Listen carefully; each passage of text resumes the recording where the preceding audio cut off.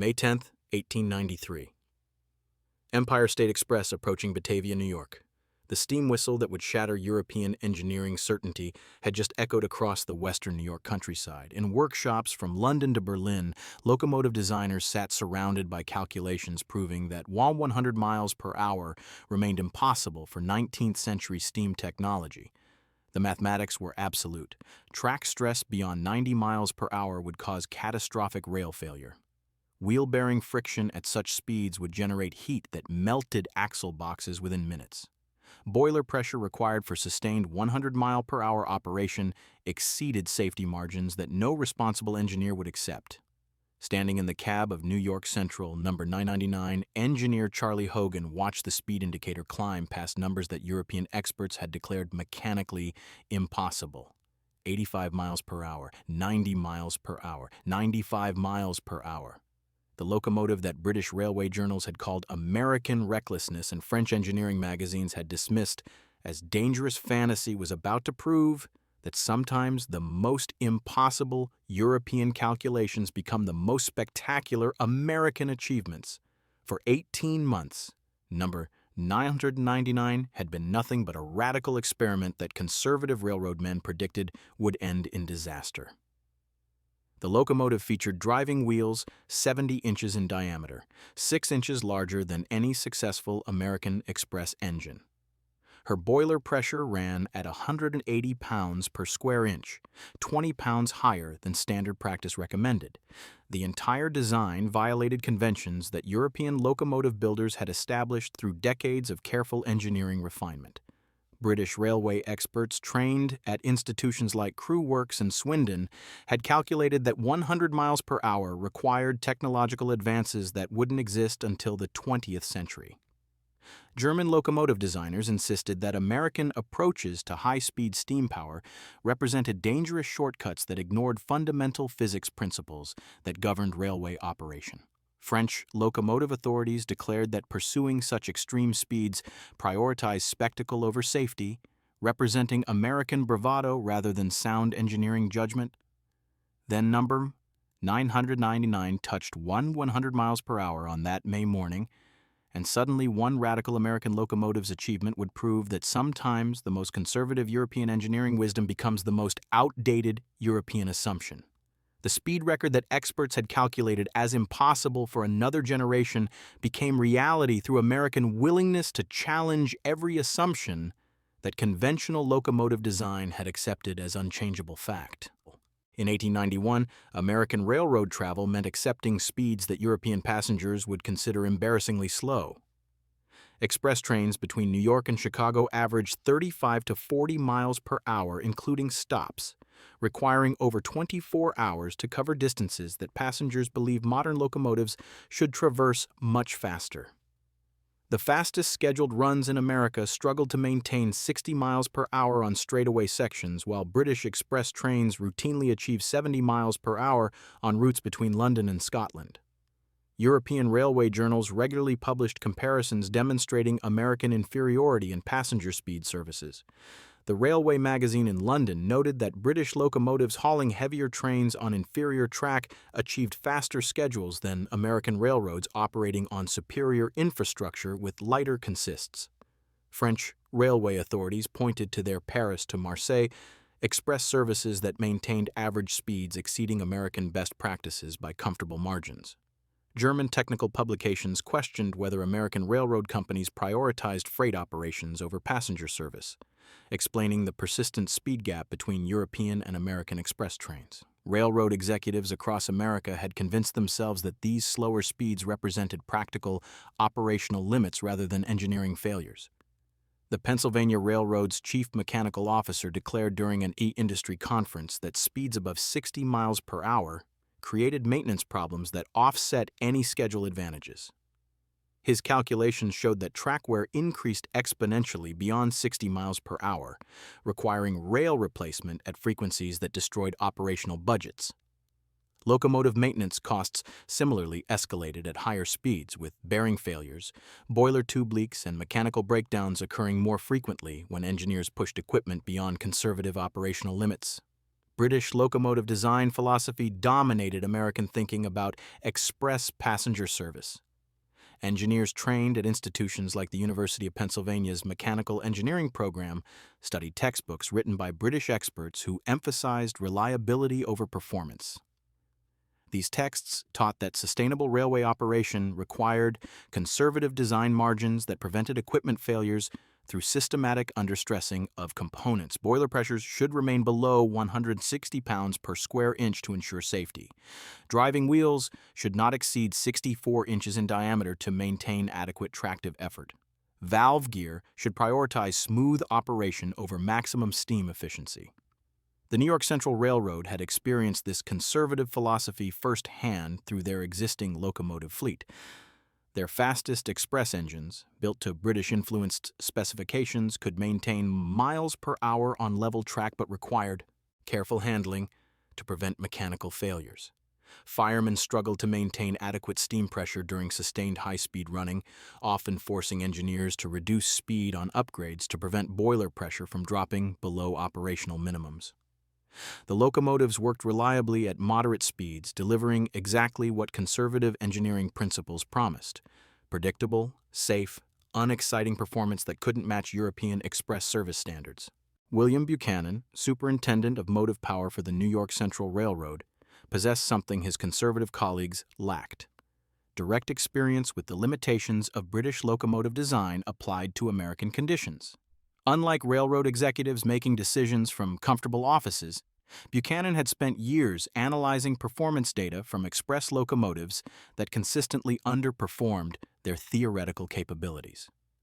The numbers revealed systematic patterns suggesting that conservative design philosophy prevented locomotives from achieving speeds that American track infrastructure could actually support.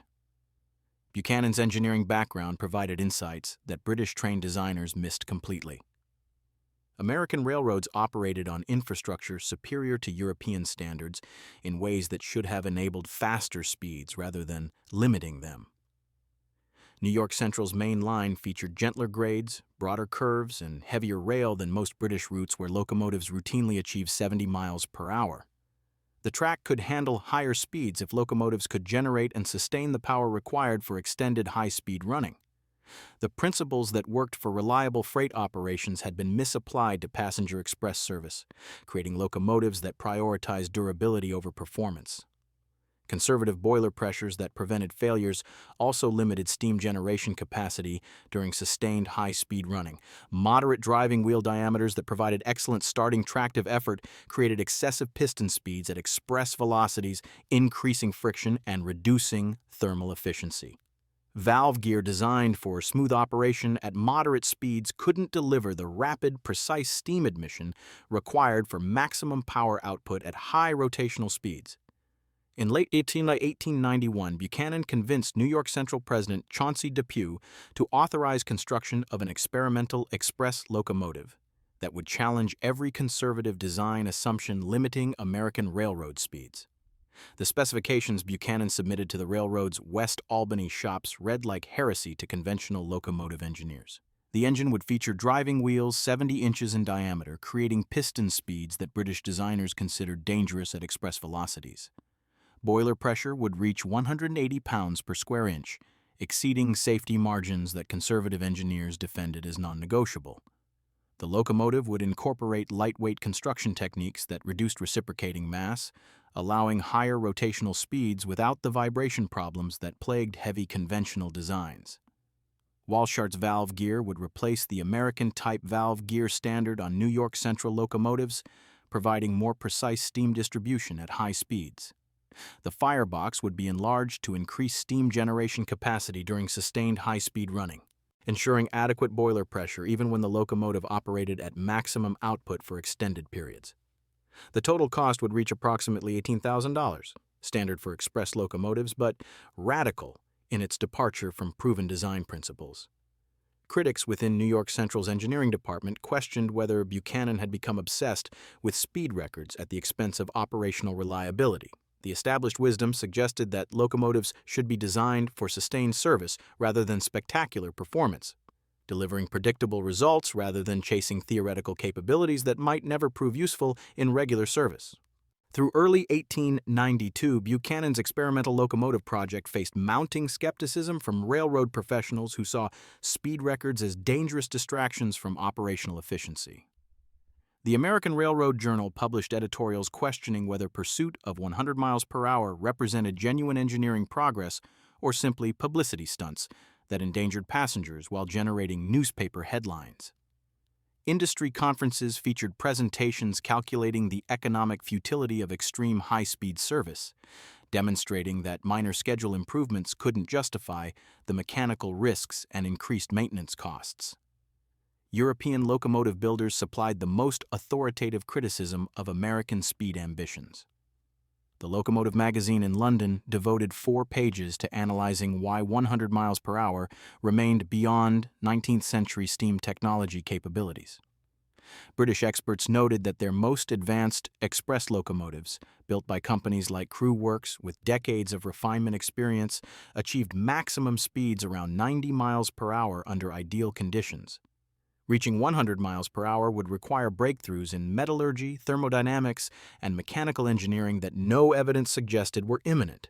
French railway engineers provided detailed mathematical analyses proving that track stress at 100 miles per hour would exceed the structural capacity of even the finest American rail.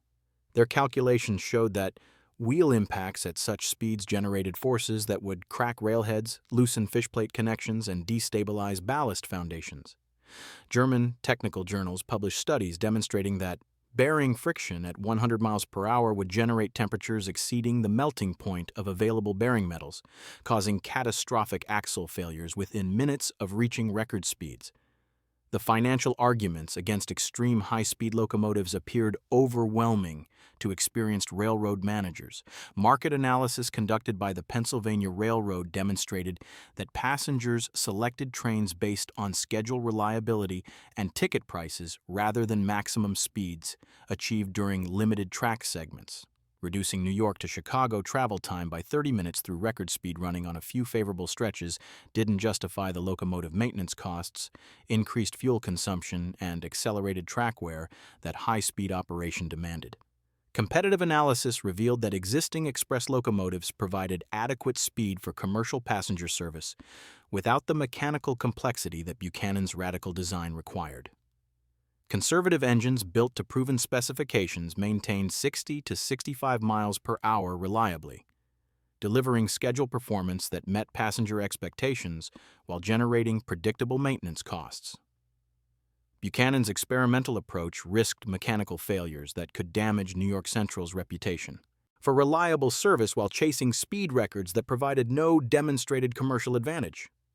Insurance companies added their concerns to the growing chorus of criticism. Underwriters who provided liability coverage for railroad passenger operations questioned whether locomotives designed for extreme speeds created unnecessary risks that increased accident severity if mechanical failures occurred at 100 miles per hour. Their actuarial calculations suggested that higher speeds would eventually produce catastrophic accidents that generated massive damage claims, making the entire high-speed experiment financially irresponsible regardless of any engineering achievements. Despite the mounting professional criticism, construction of number 999 proceeded through the winter of 1893 at New York Central's West Albany shops. The locomotive emerged as a radical departure from conventional American express engine design, incorporating engineering solutions that addressed every limitation preventing sustained high-speed operation.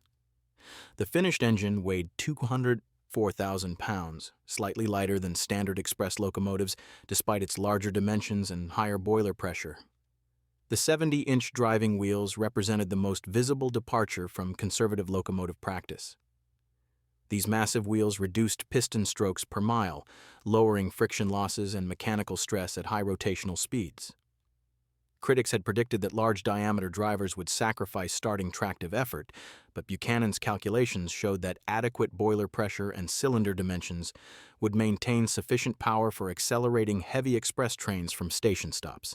The boiler incorporated multiple innovations that increased steam generation capacity beyond conservative designs. A 180-pound per square inch working pressure provided 13% more available energy compared to standard 160-pound boilers. The enlarged firebox increased heating surface area, allowing firemen to maintain boiler pressure during sustained high-speed running when steam consumption reached maximum levels. Stay-bolt patterns and plate thicknesses reflected careful stress analysis that ensured structural integrity despite the elevated pressures. Walshart's valve gear replaced the American-type valve gear standard on New York Central locomotives, providing more precise steam admission timing at high piston speeds. This Belgian-developed mechanism allowed the locomotive to maintain thermal efficiency at rotational speeds, where conventional American valve gear created excessive clearance losses and reduced power output. The valve gear adjustment also enabled engineers to optimize steam distribution for different operating conditions, fine-tuning performance in ways that rigid conventional designs prevented. Weight reduction throughout the locomotive's reciprocating components decreased the dynamic forces that created vibration and mechanical stress at high speeds. Lighter connecting rods, crossheads, and valve gear components allowed higher rotational speeds without the severe oscillations that made conventional locomotives uncomfortable and mechanically stressed at express velocities. These weight savings came from careful design rather than reduced structural strength, maintaining reliability while enabling higher operational speeds. The completed locomotive entered service in May 1893, hauling the Empire State Express between New York City and Buffalo, immediately demonstrating capabilities that exceeded conventional express engine performance. Regular schedules required maintaining 60 miles per hour averages, including stops, speeds that numb. 999 achieved effortlessly, while conventional locomotives struggled. Engineers reported that the locomotive steamed freely at high speeds, maintaining boiler pressure with less firing effort than required for standard engines operating at moderate velocities. New York Central quietly began preparations for a record speed attempt, selecting a favorable section of track near Batavia, New York, where level grades, gentle curves, and excellent rail conditions provided ideal conditions for maximum speed running. The stage was set for American engineering to challenge European certainty about the limits of 19th century steam locomotive technology. May 10, 1893, began as a scheduled run of the Empire State Express westbound from Syracuse to Buffalo, but New York Central officials had carefully planned for this journey to become something far more significant. No. 999 hauled a deliberately lightened consist of just 4 passenger cars, reducing trailing resistance to allow maximum acceleration on the favorable grades approaching Batavia. Engineer Charlie Hogan received instructions to maintain schedule speeds until reaching the designated record attempt section, then open the throttle fully and determine the locomotive's maximum capability. The timing proved perfect for multiple reasons beyond just mechanical preparation. The Chicago World's Columbian Exposition had opened just 9 days earlier, attracting international attention to American industrial achievements. A world speed record set by an American locomotive would demonstrate that United States engineering had surpassed European expertise in at least one highly visible railway technology domain. New York Central's publicity department stood ready to distribute the achievement to newspapers across America and Europe, transforming a mechanical accomplishment into a powerful statement about American industrial capability. As the Empire State Express approached Batavia, Hogan began the acceleration run that would determine whether Buchanan's radical engineering gamble had succeeded or failed. The locomotive responded with power that exceeded even optimistic predictions: 70 miles per hour, 80 miles per hour, 90 miles per hour. The massive driving wheels rotated with mechanical smoothness that belied the tremendous forces involved, while the boiler maintained steady pressure despite maximum steam consumption. At 95 miles per hour, the locomotive was operating beyond any documented American steam locomotive performance, entering territory that European experts had declared mechanically impossible. But number 999 continued accelerating, the exhaust beat creating a rhythmic thunder that announced American engineering had achieved something extraordinary. Then the speed indicator touched 100 miles per hour, making number 999 the first steam locomotive officially documented reaching the psychological and mechanical milestone. Some contemporary accounts claimed the speed briefly reached 112.5 miles per hour during the record run, though this figure remains disputed by historians who note that speed measurement technology in 1893 lacked the precision for such exact determinations. What remained indisputable was that number 99 had exceeded 100 miles per hour, achieving speeds that represented a genuine breakthrough in steam locomotive capability and demolishing European calculations about the limits of 19th century railway technology. The immediate impact of this achievement rippled through international railway engineering communities with the force of mechanical revolution. British railway journals that had dismissed American high-speed ambitions as reckless suddenly devoted extensive coverage to analyzing how number 999 had achieved results that British locomotive builders had calculated as impossible. French engineering magazines published detailed technical examinations of the locomotive's design features, identifying innovations that challenged conventional European approaches to express locomotive construction. Within weeks of the record run, number 999 had become the most famous locomotive in America and one of the most recognized mechanical achievements worldwide. Newspapers across the United States published detailed descriptions of the record-breaking engine, often accompanied by illustrations showing the massive driving wheels and streamlined appearance that symbolized American industrial ambition. The locomotive appeared on the official poster for the Chicago World's Columbian Exposition, becoming an icon of American technological achievement that attracted international attention to United States engineering capabilities. The speed record's impact on American railroad development proved far more significant than just publicity value. Railroad companies across the country began ordering express locomotives with larger driving wheels, higher boiler pressures, and improved valve gear arrangements that incorporated lessons from number 999's design. The Pennsylvania Railroad, which had previously insisted that conservative British design principles represented best practices, authorized construction of experimental high-speed locomotives that challenged their own engineering assumptions about practical speed limits. European locomotive builders responded to number 999's achievement by acknowledging that American engineering had developed distinct approaches that produced results European methods couldn't match. British railway companies began experimenting with higher boiler pressures and larger driving wheels, modifications that British engineers had previously rejected as unnecessarily risky. French locomotive designers studied the Valchert's valve gear arrangements that number 999 had demonstrated could maintain efficiency at extreme speeds, leading to wider European adoption of this Belgian-developed mechanism. The technical innovations that enabled number 999's record influenced steam locomotive design for the next 50 years.